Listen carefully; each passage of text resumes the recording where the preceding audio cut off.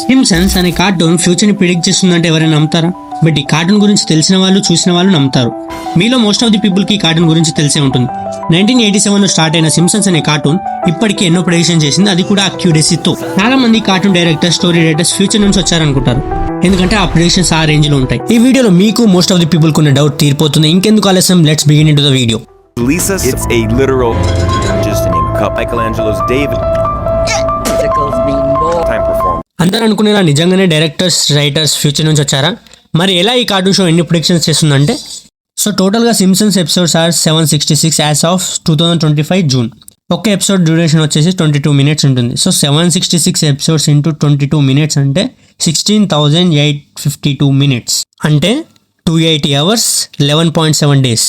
So సిమ్సన్స్లో మీరు ఏ episode చూసినా యావరేజ్గా 5 సెకండ్స్కి ఒక ప్రిడిక్షన్ అయితే చేస్తారు. సో 5 డివైడెడ్ బై 1,11,120 అంటే 0.0000495 ఛాన్స్.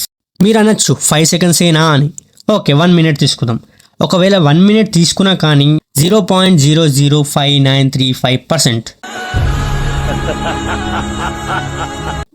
సో కొన్ని వేల ప్రిడిక్షన్స్ అయితే చేస్తుంది సిమ్సన్స్, బట్ దానిలో కొన్ని రియల్ అవుతాయి. మరి అంతలా ఎలా ప్రిడిక్ట్ చేశారంటే, లాజికల్గా ప్రజెంట్ ఉన్న ట్రెండ్ని అండ్ సిచ్యువేషన్స్ని బేస్ చేసుకొని ప్రిడిక్ట్ చేశారు.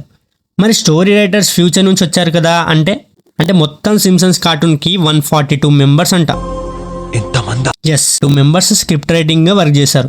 మరి దాంట్లో ఫ్యూచర్ నుంచి ఎవరు వచ్చారో మీరే చెప్పాలి.